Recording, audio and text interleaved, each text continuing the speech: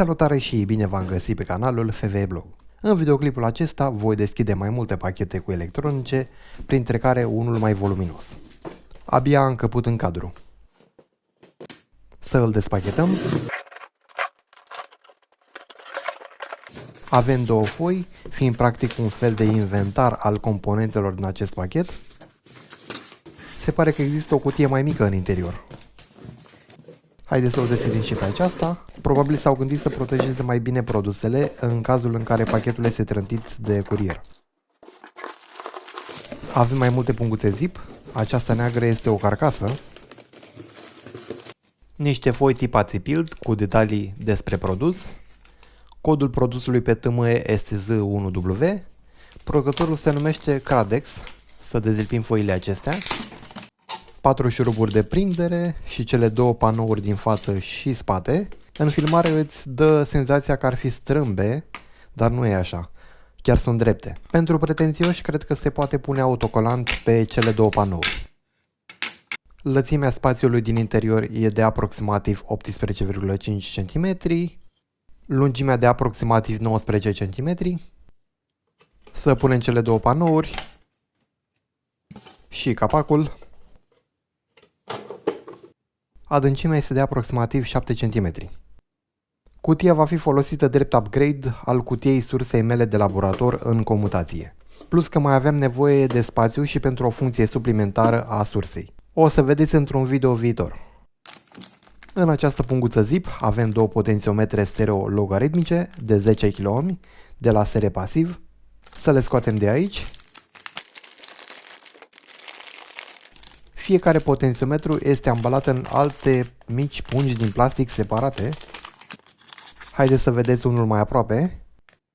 De multe ori litera A din față ne spune că e un potențiometru logaritmic. Voi măsura cu multimetrul valoarea unui potențiometru la capete. Aici avem 10,41 kΩ. Să vedem și pe cursor. 1,038 kΩ. Să măsurăm și în spate. 10,02 kΩ.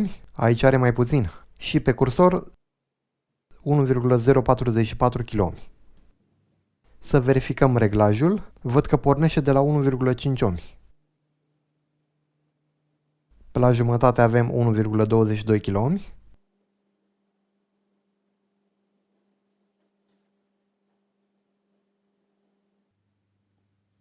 O să mai fac o ultimă verificare cu ajutorul osciloscopului. Am alimentat la capete la aproximativ 5V curent continuu, iar pe cursor vom pune sonda osciloscopului. Practic, dacă potențiometrul are întreruperi, se va vedea pe ecranul osciloscopului. În cazul acesta e foarte bine. Nu avem întreruperi. Eu aveam nevoie doar de un potențiometru, doar că de pe TME comanda minimă e de 2 bucăți.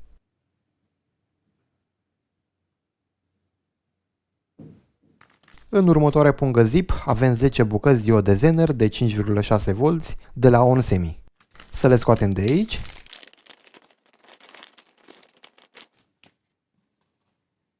Să vă arăt o diodă mai aproape. Uitându-mă în datasheet-ul acesteia, pentru a testa una în regim de diodă Zener, e nevoie de un curent minim de 5 mA. O să setez acest tester la 6 mA, plus pe catod și minus pe anod. Wow, exact 5,6V curent continuu. Polarizată direct, adică plus pe anod și minus pe catod, se comportă ca o diodă redresoare, având o cădere de tensiune de 0,7V curent continuu. Am cumpărat cantitate mai mare deoarece prețul pe bucată e mai avantajos, adică la jumătate. Mai departe avem 10 bucăți inductoare de 10 microhenry la curentul maxim de 4 A. Producătorul se numește Ferrocor. Să le scoatem de aici. Inductoarele vin sigilate într-o altă pungă. Pe ultimele rânduri scrie datele tehnice, valoarea inductanței 10 microhenry, curentul maxim 4 A, impedanța de aproximativ 40 mA la frecvența de test de 1 kHz. Practic scrie și în datasheet. Să testăm unul cu acest LCR tester la frecvența de 1 kHz. Are 9,8 microhenry. Se încadrează în toleranța de 10%. Să vă arăt mai aproape toate cele 10 inductoare. În următoarea punguță zip avem 10 condensatori din poliester de 2,2 microfarazi la 100 de volți curent continuu, producătorul fiind serepasiv. Scoatem condensatorii de aici. Se pare că vin într-o altă pungă. Aici o să tai cu foarfeca. Să verificăm un condensator cu acest LCR tester. Are 2,18 microfarazi. Stă foarte bine la toleranță. Să le vedem mai aproape. Am observat un lucru contradictoriu. Conform datasheet-ului, acest condensator, litera J, ne indică o toleranță de 5%, însă pe TME scrie de 10%. Mai departe, în această pungă zip antistatică, avem două tranzistoare JFET, canal N, se numesc J111 de la Onsemi. Să le scoatem de aici. Am încercat să verific unul cu acest multitester, însă le vede ca două diode, având anodul comun. Să le vedem mai aproape. În plus, aici am filmat și cu microscopul.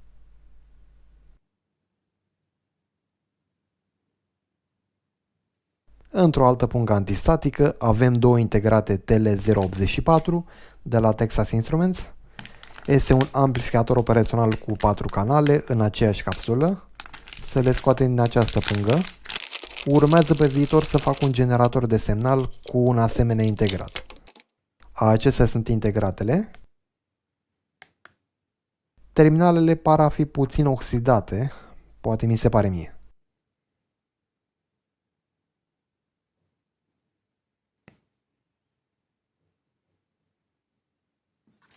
În aceasta avem 20 bucăți condensatoare electrolitice de 1 microfarad la 63 de volți curent continuu, fiind de la Samoa.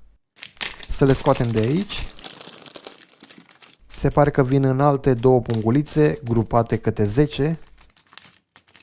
Cam așa arată unul.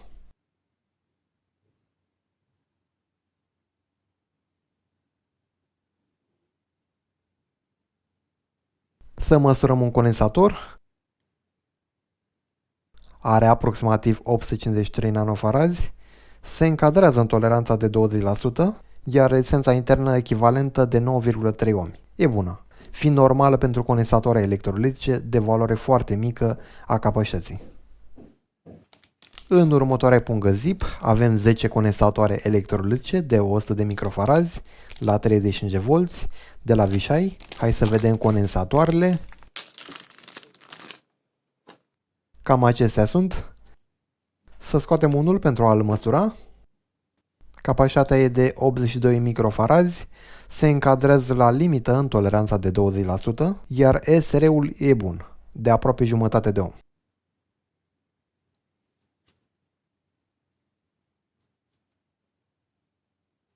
Aici avem un semi-reglabil de 5 kΩ și 150 mW, nume de cod PT10LV, producătorul fiind Piher. Dacă am înțeles bine, este un producător din Spania. Interesant. Să scoatem semi-reglabilul de aici. Acesta este. Scrie Piher pe el. Ca de obicei să-l măsurăm cu multimetrul. La capete avem 5,08 kΩ, destul de aproape de valoare nominală. Să măsurăm față de cursor.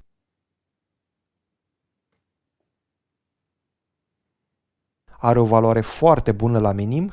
Cablurile sondelor mele au aproximativ 0,2 ohmi. Să verificăm reglajul.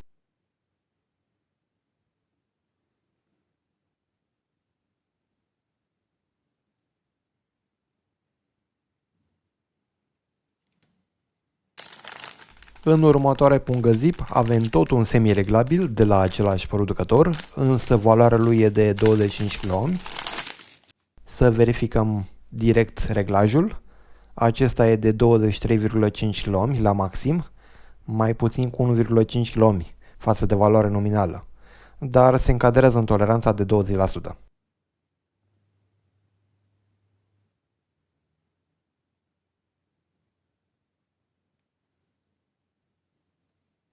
Mai departe, în această pungă transparentă, avem 10 condensatoare din poliester de 4,7 nanofarazi de la Chemet.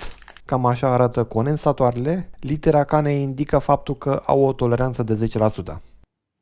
Să măsurăm unul, are 4,56 nanofarazi, se încadrează în toleranța de 10%.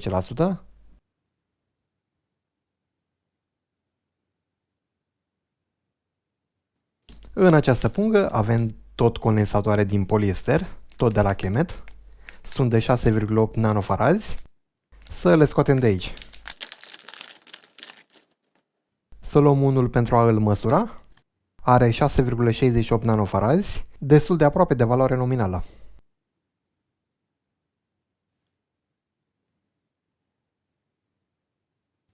Alte condensatoare din poliester, tot de la Chemet, sunt de 68 nanofarazi. Să măsurăm unul la întâmplare. Are 63,4 nanofarazi. E bine.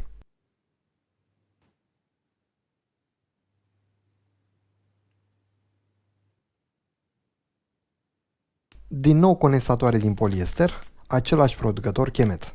Acestea sunt de 470 nanofarazi. Să le scoatem de aici. Ați observat că cu cât capacitatea lor e mai mare, cu atât sunt mai voluminoși condensatorii aceștia. Însă nu cu mult, chiar foarte puțin. La fel, să măsurăm unul la întâmplare, are 444,2 nanofarazi.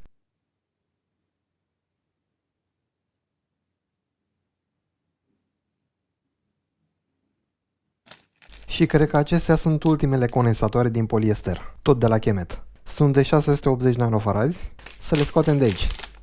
Acestea văd că vin vărsate, nu mai vin prinse în acea hârtie. E clar că sunt mai voluminoși decât condensatorile anterioare, dar nu cu mult. Să măsurăm unul. Oho, 679,4 nanofarazi. Foarte aproape de valoare nominală, nu e rău deloc.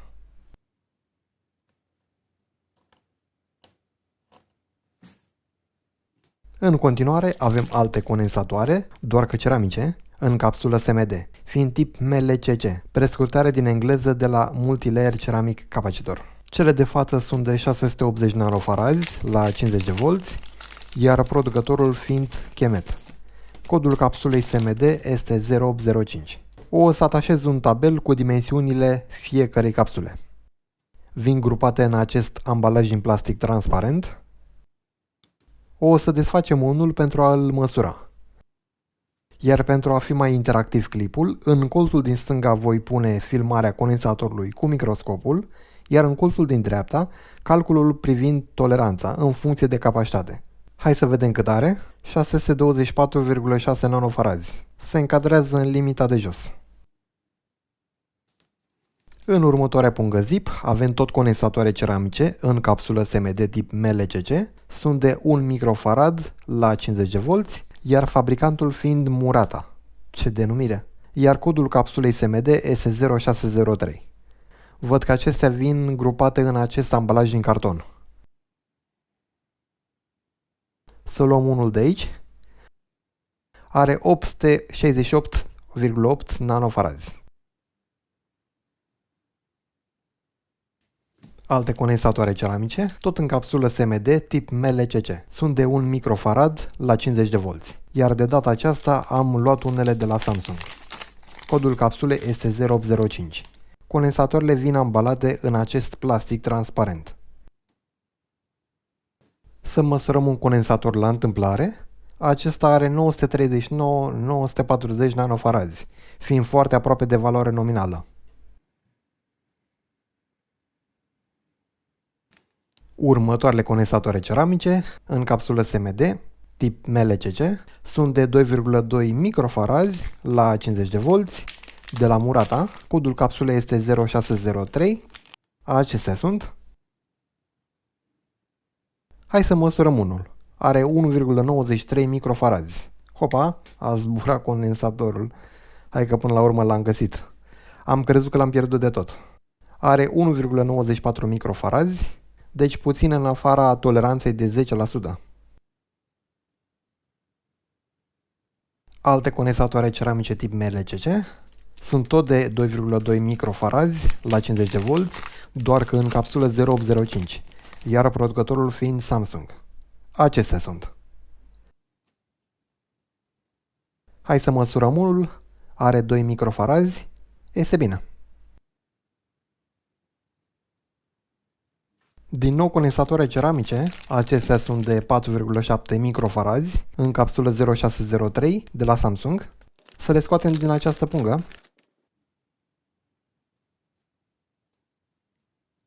Să testăm unul. Are 3,79 microfarazi. Din păcate nu se încadrează în toleranța de 10%.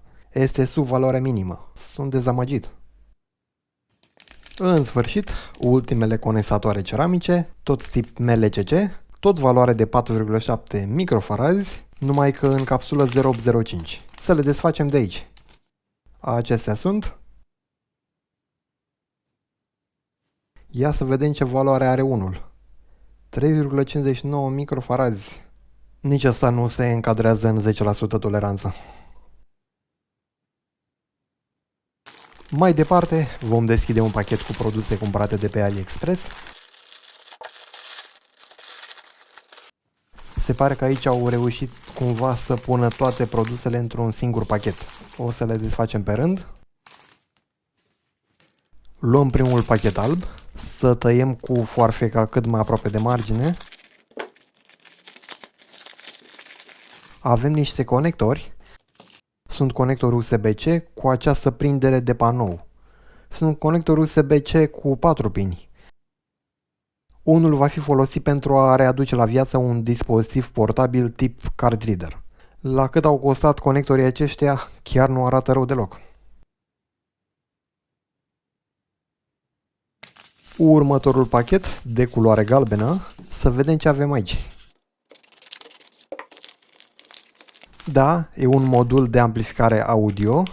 Să desfacem această pungă antistatică. E un kit de amplificare audio în clasă D cu TPA 3116. Am mai testat mai de mult și l-am ars din vina mea. Așa că aveam nevoie de unul pentru a face o serie de episoade, comparând mai multe amplificatoare audio în clasă D de putere medie. Când testați un astfel de modul de amplificare audio, puneți pe post de sarcină un difuzor de care nu vă pasă la ieșirea amplificatorului. Hai să îl alimentăm, în cazul acesta la aproximativ 12V, curent continuu. Observăm că nu avem brum pe ieșire sau alte zgomote nedorite. Să facem un scurt test audio cu acest difuzor.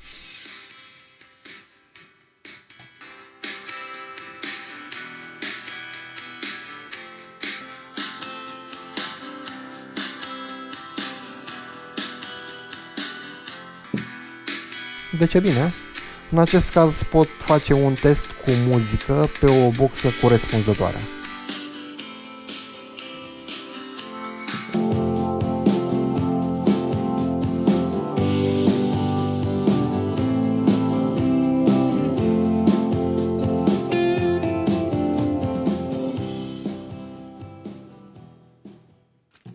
Să desfacem următorul pachet alb.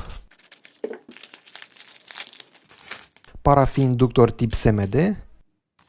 Da, sunt inductor SMD în capsulă 0630, ce vin în acest ambalaj în plastic transparent. Inductorii sunt de 33 microhenry. Să scoatem unul de aici pentru a îl măsura.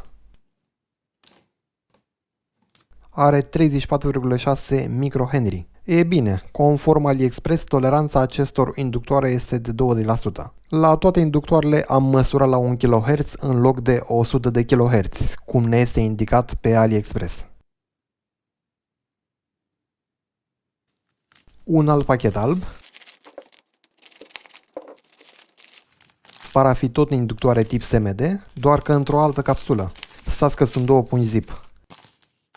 Da, sunt două valori, de 33 microhenry și 15 microhenry. Să le vedem mai aproape pe cele de 33 microhenry. Sunt în capsulă CD54 și pe cele de 15 microhenry. Să măsurăm unul de 15 microhenry. are 15,68 microhenry.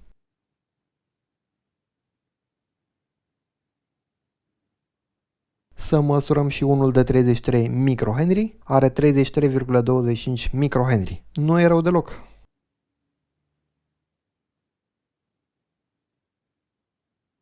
Următorul pachet, tot alb. Și aici tot inductoare avem. Sunt de 15 microhenry, tip SMD, în capsulă 0630. Să scoatem unul pentru a îl măsura.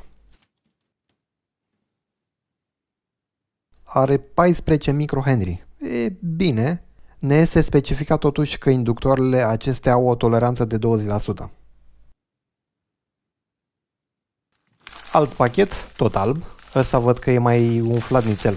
Să vedem ce avem. Exact. Sunt țevi de extensie 15-8 pentru a înălța puțin mai mult distanța acelui microscop prezentat într-un clip anterior. Știu că am primit diverse comentarii cu această recomandare și le-am ascultat sfatul. Se pot înșuruba împreună, din câte se vede.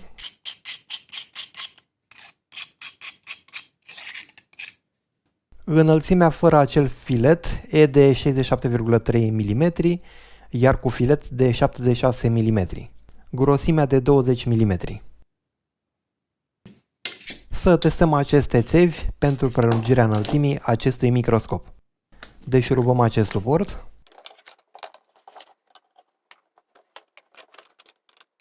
Pentru a fi sigur că nu intră prea adânc, voi efectua câteva măsurători.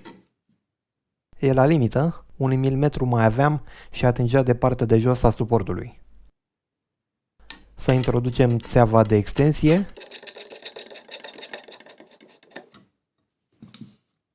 Introducem și partea de sus a suportului acelui microscop. În cazul acesta, înălțimea maximă până la microscop este de puțin peste 13,5 cm. Să verific pe zoom in. Ăsta e la maxim.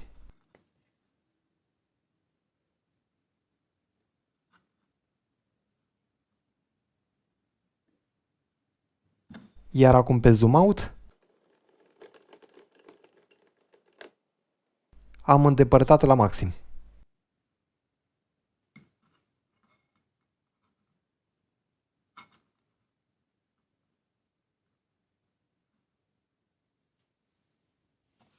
Să deșurubăm suportul. Iar acum vom pune și a doua extensie. Să punem și partea de sus a suportului.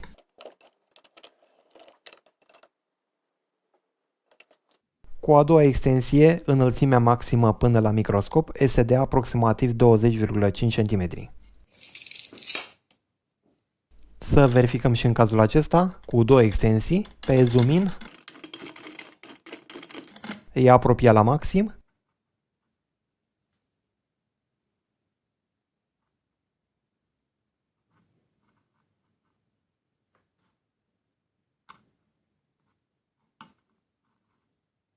Iar acum pe zoom out, e îndepărtat la maxim.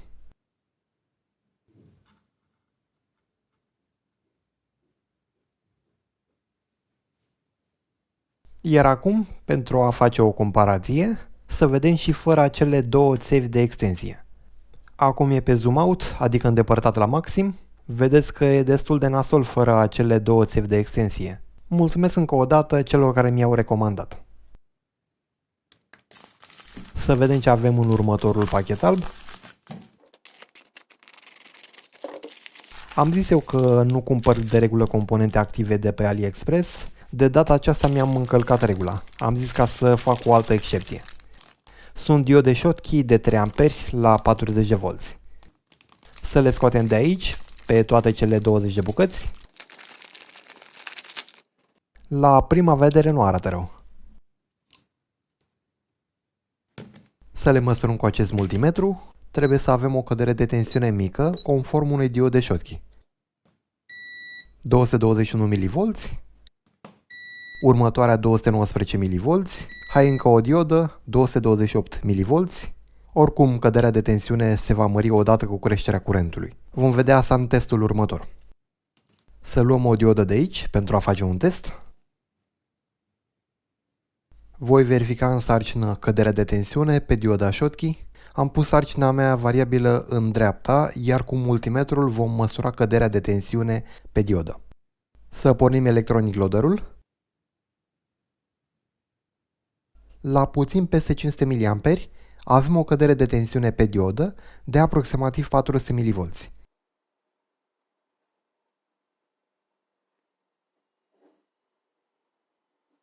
La 3 A avem o cădere de tensiune de 500 mV. Asta înseamnă că dioda Schottky disipă prin căldură o putere de 1,5W. Dioda nu frige, e doar caldă, asta datorită faptului că indirect e răcită și de acel ventilator din dreapta. Hai să creștem mai mult curentul, să spunem la 4 A.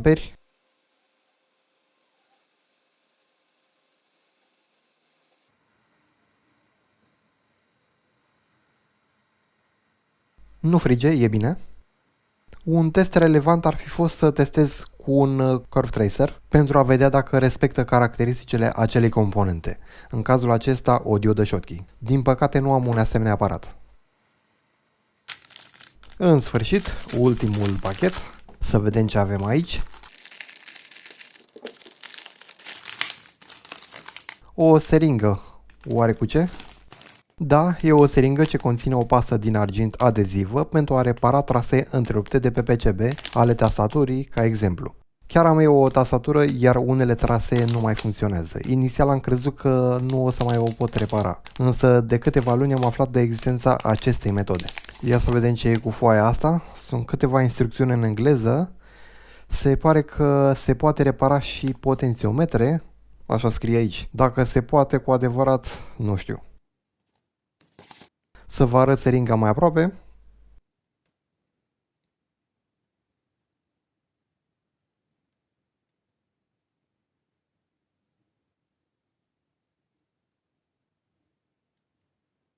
Aici se termină episodul 12 Mailbox, unde am explorat și testat produse cumpărate de pe TME și AliExpress. Dacă vă place acest gen de conținut, nu uitați de butonul like, să vă abonați dacă nu ați făcut-o deja și vă aștept pe data viitoare. Toate cele bune, la revedere!